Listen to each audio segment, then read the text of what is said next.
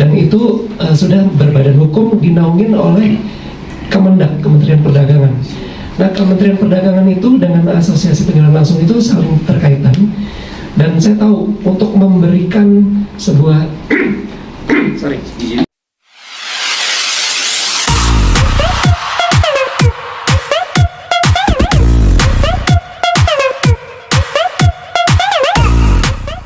Tiga bawang dulu ya. Ada. jawab gitu ya.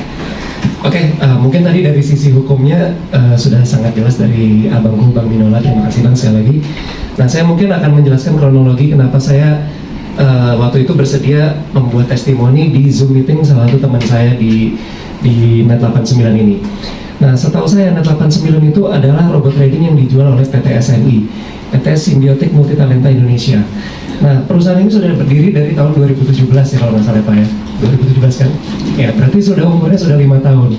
Nah, saya memberi testimoni itu kalau nggak salah tahun ini Januari, which is itu udah kayak tahun ke-5-nya ya. Jadi kayak udah running lama. Saat saya memberi testimoni, teman saya memberikan izinnya lengkap.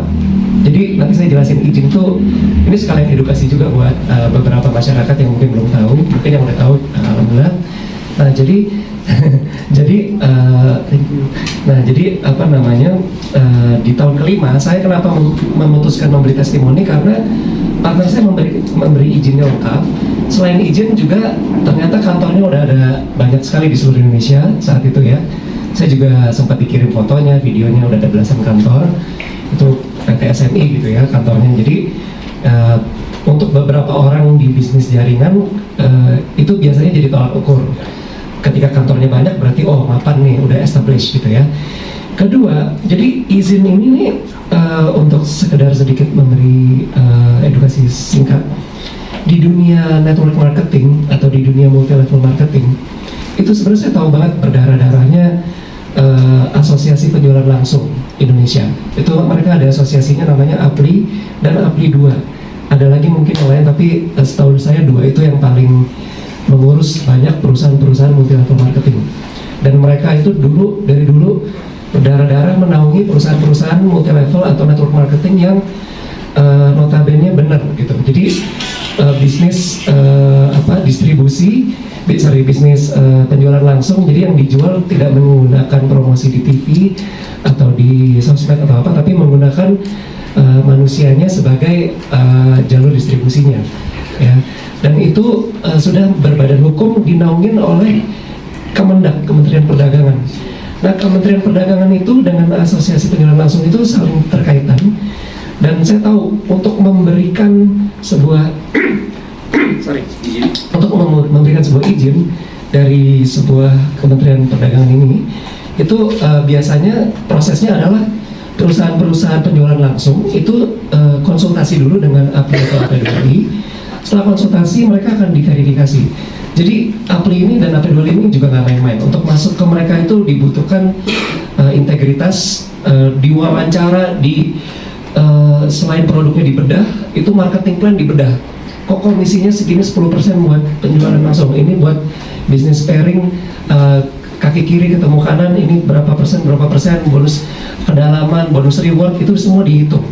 Ya, artinya untuk sebuah perusahaan penjualan langsung bisa masuk ke APLI atau bisa diterima sama APLI dan AP2I itu sebagai perusahaan yang baik, itu tidak mudah. Ya, saya tahu banget orang-orang di sana tuh orang-orang baik semua. Nah, lalu dibawa ke Kemendak untuk memiliki izin SIUPL, surat izin untuk penjualan langsung. Surat izin penjualan langsung itu juga sangat tidak mudah, ya. Itu banyak banget numpuk di perusahaannya dan di Kementerian Perdagangan, dan itu banyak yang ditolak juga. Jadi kalau bisnisnya udah ada kecenderungan aneh-aneh, itu nggak mungkin bisa masuk, teman-teman. Nah, kebetulan PT SMI ini ternyata masuk di Kemendak. Ya, ini resmi loh, Kemendak tuh ada di website Kementerian Perdagangan ya. Ini nanti saya juga udah kirim ke teman-teman wartawan PDF-nya. Ini ada ya, PT Symbiotic Multitalenta Indonesia. Jadi bagi saya saat itu ya tolak ukur bisnis network marketing atau multi level marketing yang tertinggi izinnya adalah dari SIUPL, surat izin untuk penjualan langsung yang diterbitkan oleh Kemendak, dan sudah menjadi anggota dari APLI atau AP2I, which is mereka sudah masuk di situ. Nah, karena merasa oh ya sudah, tidak ada salahnya saya mempromosikan sesuatu yang legal, ya. Jadi memang legal. Nah ternyata perihal di perjalanan setelah 5 tahun terjadi penyimpangan ya Pak Bang Minola ya, dari saya nggak tahu nih dari perusahaan atau dari mana, itu udah di luar tanggung jawab saya pun juga nggak tahu gitu. Kasarnya 5 tahun sudah berjalan lancar, saya promosikan di tahun kelima tiba-tiba terjadi seperti itu saya sendiri kaget. Jadi benar-benar menurut saya tidak fair kalau saya disalahkan sebagai yang diduga mempromosikan sesuatu yang ilegal, karena dasarnya legal.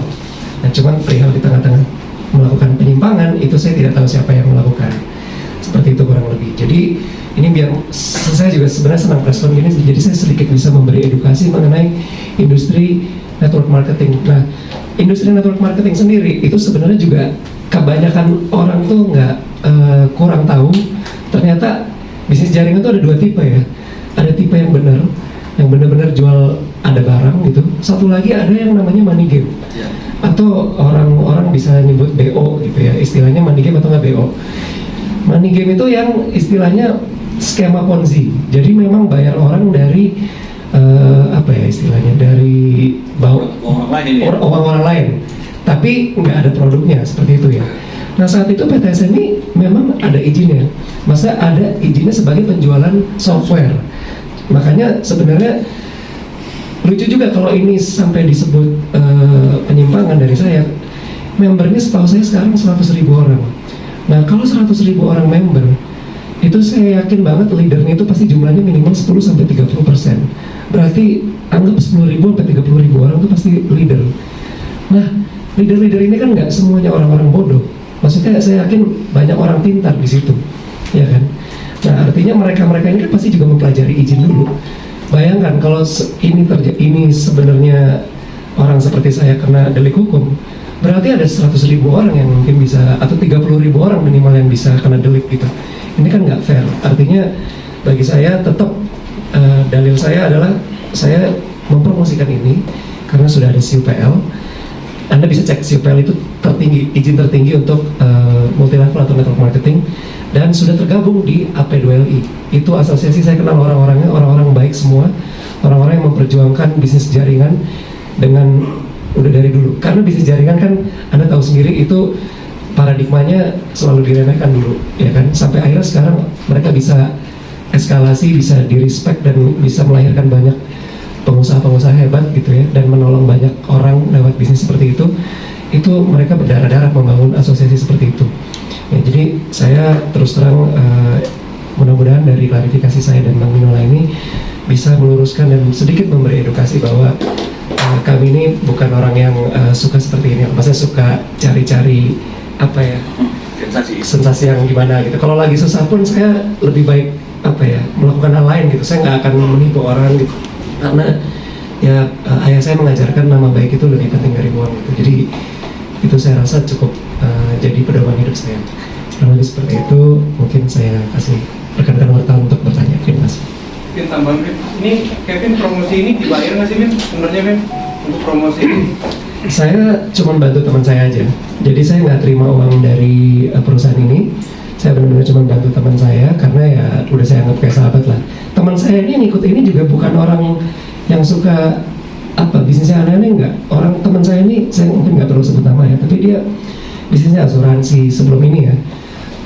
Dia punya Indomaret juga gitu. Tapi ya pas pandemi mungkin mencari peruntungan di bisnis lain.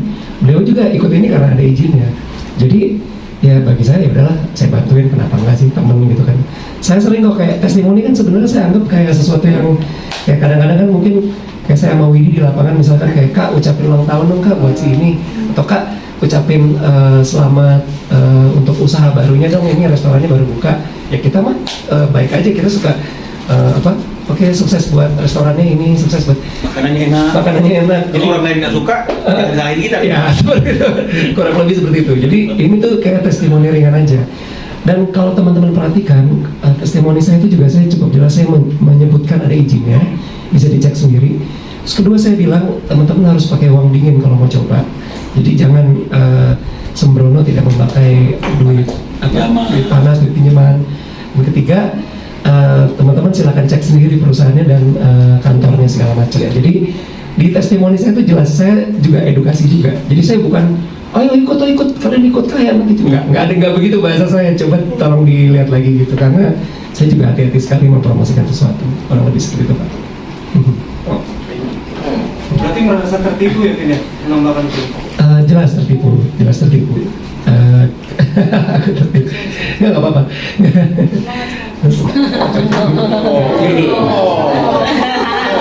Ini sisterku banget, kita sayangan. Jadi baik banget kan. Jadi memang kalau tertipu ya lebih ke saya bukan ngerasa tertipu, lebih ke terjebak kali ya. Karena teman saya bukan nipu saya sebenarnya. Cuman saya merasa terjebak dengan skema. Gak nyangka aja bahwa ada kondisi yang seperti ini, bukan tertipu juga kan? Ya, lebih ke nggak nyangka sih. Karena teman saya bukan penipu, saya bisa jamin. Tapi ya itu seperti itu. Gitu. Kevin, ini kan lu bukan 1 kali 2 kali ya tipu dengan promosi sendiri. Kemarin kan lu ngajak lagi Yang dulu ya? Yang dulu. Oke. Ini yang berapa sih kalau boleh tahu? Pelajaran buat lu Ya, jadi kalau beda ya, saya jelasin dulu. Kalau yang dulu itu emang saya ditipu lah gitu ya. Nah kalau ini kan sebenarnya saya cuma disuruh kasih testimoni. Jadi dibilang ditipu, ya terjebak sih lebih tepatnya, karena ya seperti itu gitu. Tapi memang saya juga mau sedikit mention soal Atta Halilintar ya, sedikit ya, karena sedikit menyimpang tapi ini ada korelasinya. Saya malah juga kasihan sama Atta, karena kan headline-nya juga ada Atta tuh ya. Dia itu lebih kasihan lagi. Menurut saya dia nggak tahu apa-apa soal yang ngasih duit dia itu adalah salah satu orang yang menjalankan net gitu ya. Jadi sampai seorang Atta aja juga kena delik gitu loh. Jadi padahal kan ini sebenarnya saat itu kalau nggak salah soal bandana dia terima, ya kan, diterima. Nah itu sebenarnya ya dia juga menurut saya nggak salah, karena dia nggak tahu apa-apa, dia nggak tahu si lawan main ini kerjanya sumbernya dari mana. Tapi ya memang si Mas Rezanya itu sendiri juga udah beri klarifikasi setahu saya.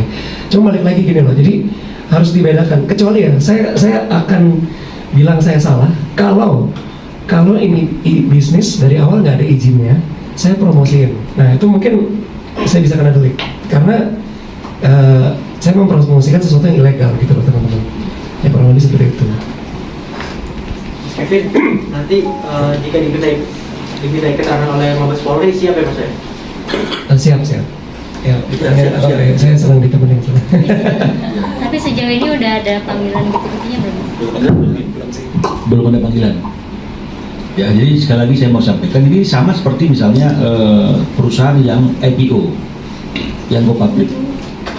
Jadi tentu sebelum seseorang itu memutuskan untuk membeli saham sebuah perusahaan, dia pasti akan melihat itu kan dari prospektusnya. Bagaimana perusahaannya, sehat apa tidak, kan gitu ya. Nah, kemudian kalau misalnya kita beli sahamnya bagus, beberapa waktu kemudian sahamnya anjlok, apakah itu penipuan? Nah, itu yang pertama. Yang kedua, kita harus paham bahwa semua bisnis itu pasti ada risikonya. Semua bisnis pasti ada risikonya. Makanya neracanya pun neraca laba dan rugi. Rugi itu bisa disebabkan oleh banyak situasi dan kondisi. Jadi maksud saya kan nggak fair juga ketika lagi untung kita nggak ribut, tapi ketika kita lagi rugi kita ribut, dan akhirnya melihat bahwa ini ada unsur penipuannya gitu. Di mana penipuannya? Legalitas ada. Ya, kalau memang misalnya gagal bayar, ya kita bilang aja kasusnya gagal bayar, ini kasus perdata, wan prestasi, ya dia janji bayar tapi nggak bayar, kan begitu. Jangan langsung ini jadi pidana, dianggap ada unsur penipuan, padahal sebenarnya ketika kita memutuskan untuk terlibat di bisnis itu, kita juga sudah cek and recheck semua dokumen dan legalitasnya, kan begitulah kira-kira intinya. Dan sudah banyak dari mulai dari beberapa puluh tahun yang lalu kasus-kasus seperti ini kan sudah sering terjadi ya. dari mulai tisu, jin, segala macam banyak sekali yang mulai yang sama atau yang tidak sama. Tapi artinya kan ini juga cukup memberikan pelajaran bagi semua orang ketika dia ingin join atau tidak join dengan bisnis itu kan dia juga harus lebih teliti dan cermat. Ya, jangan kemudian akibat ada unsur kelalaian juga dari dirinya ketika memutuskan untuk join dan tidak join, akhirnya mencari-cari kambing hitam, mencari-cari orang siapa saja yang mau disalahkan. Padahal kemarin ketika dia mau join dia nggak telepon Kevin, harusnya dia telepon Kevin dulu dong. Vin, yang lu bilang di testimoni itu betul nggak sih? Begitu Kevin bilang betul, dia masuk, salah, baru dia Kevin salah, Vin lu salah, Vin. Ini nggak ada konfirmasi kok ke Kevin. Itu keputusan mereka sendiri kok. Lalu kenapa ketika ada persoalan seperti ini kemudian membawa-bawa orang, ya dibilang ini bisnis yang ilegal, penipuan, orang ini ada izinnya semua kok. Berarti semuanya dijalankan secara legal.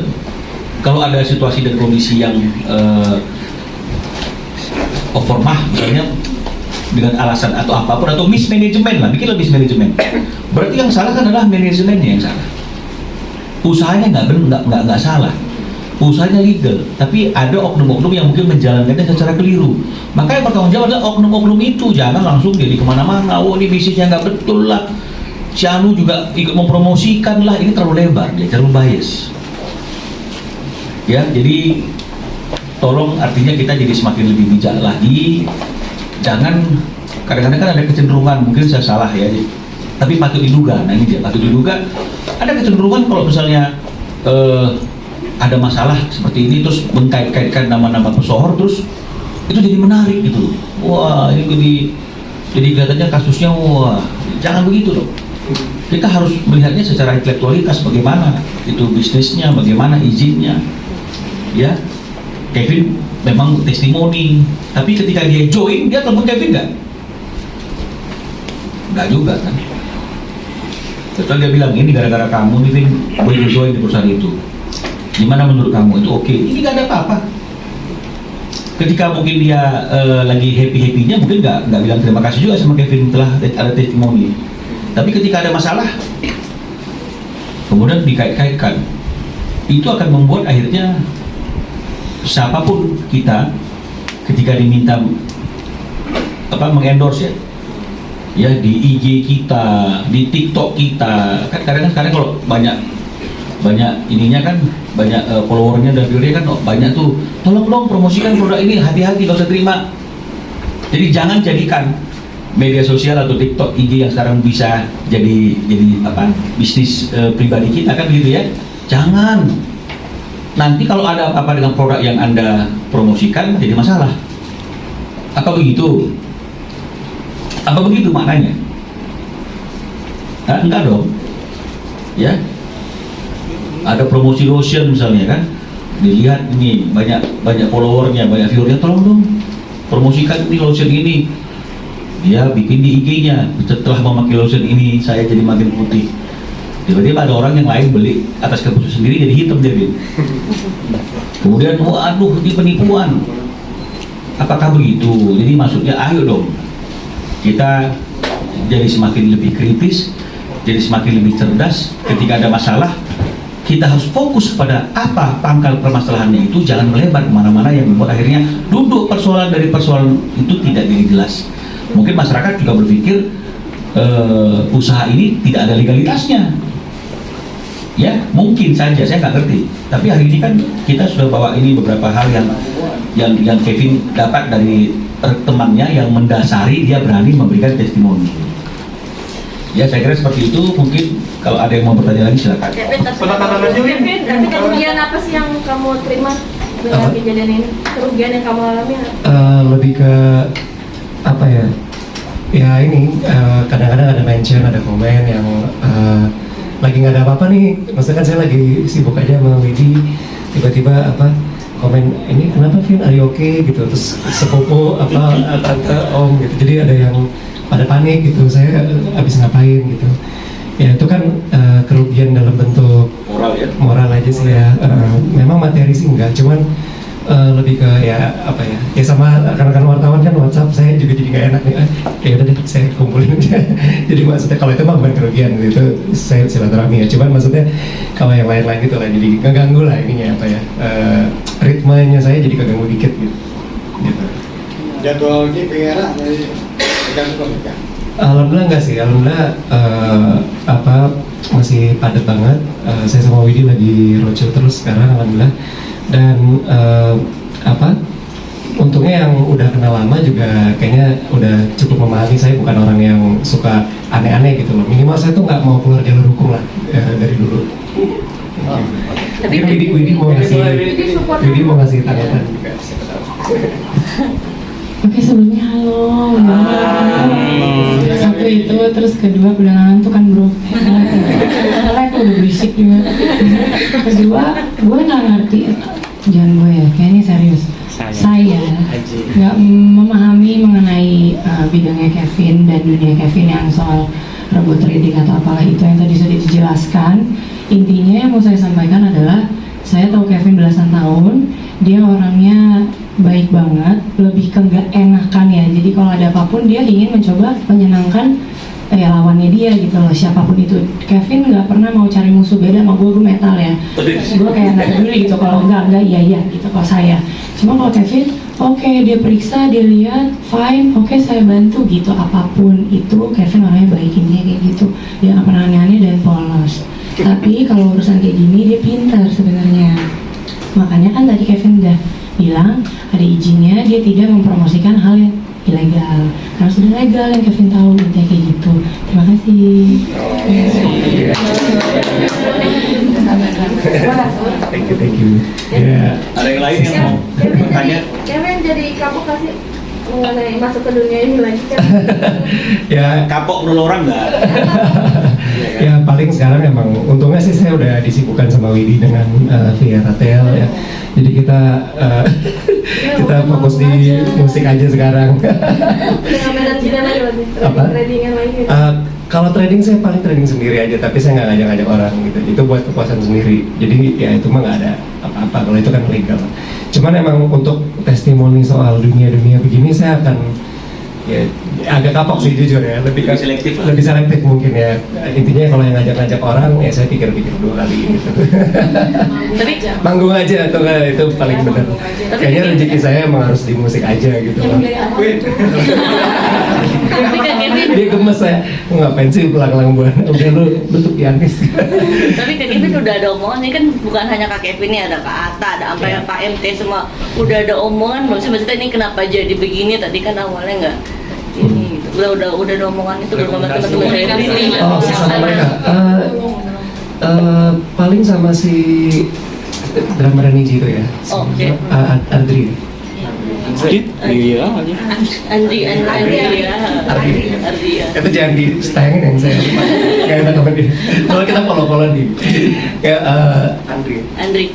Ya sama Mas Andri sih udah ngobrol juga, emang sama dia juga jalanin karena tahu ada izinnya, jadi dia ngegas aja gitu loh. Kalau Atta beda case ya, Atta memang dia terima itu, tapi kan saat itu memang dia melelang dan dia sama sekali nggak, kalau setahu saya dia nggak yang ikutan dunia robot forex gitu. Jadi bagi saya sih dia tidak bersalah gitu loh. Si Mas Niji itu juga nggak bersalah gitu. Jadi tapi saya nggak tahu yang lain ya. Jadi gini, ada yang nggak salah ngomong. Pokoknya nggak aman. Oke. Dua aja ya. Saya nggak ngobrol sama yang lain di dua itu. Oke. Jangan salah ngomong nih. Nah, tapi kalau sama temennya itu gimana? Masih berhubungan baik sama yang ngajakin kamu bikin testimoni ini? Masih berhubungan baik. Karena menurut saya dia bukan penipu sih kan. Jadi dia malah hilang 2 miliar di sini katanya. Dia rugi banyak banget malah di sini. Ya kasihan juga sih. Cuman setahu saya dia orangnya baik gitu. Jadi artinya gini loh, banyak yang jadi korban di sini. Jadi 100.000 orang itu anggap 30% itu leader ya. 30.000 orang itu leader misalkan. 30.000 orang itu banyak yang juga hilang duitnya karena kan ada aja yang mereka dapat profit terus dari invest earningnya, terus dia misalkan dia cicil rumah, dia cicil ini cicil itu, terus akhirnya jadi kayak karpet menggulung gitu kan karena nggak bisa bayar cicilan. Jadi sebenarnya korbannya orang-orang pintar juga. Jadi memang ini bisnis Ada risiko lah semua. apa ya? Emang luar biasa lah. Risiko tinggi untuk gede kan. Benar. Kalau nggak ada risikonya kecil-kecil aja gitu. Kak Kevin, orang tua sendiri seperti apa pas kamu terkena tiba lagi di Ya kalau ini sih mereka lebih kalem ya, karena mereka tahu aku nggak yang gimana ya. Ini benar-benar cuman ibaratnya tuh gini loh, saya tuh cuman testimoni di Zoom meeting teman saya. Itu pun pesertanya paling cuma 20-30 orang seingat saya.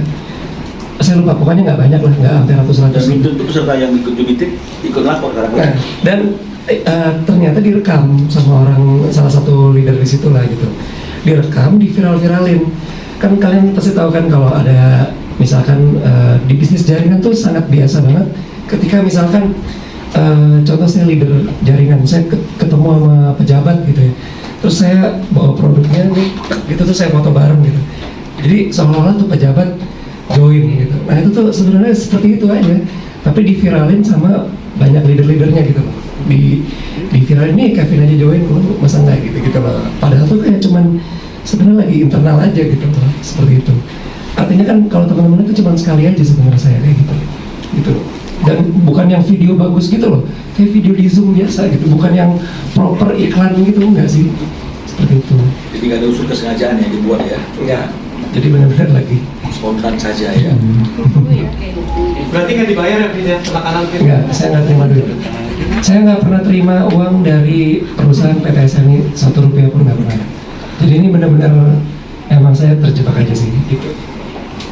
Oke, cukup ya. Terima kasih.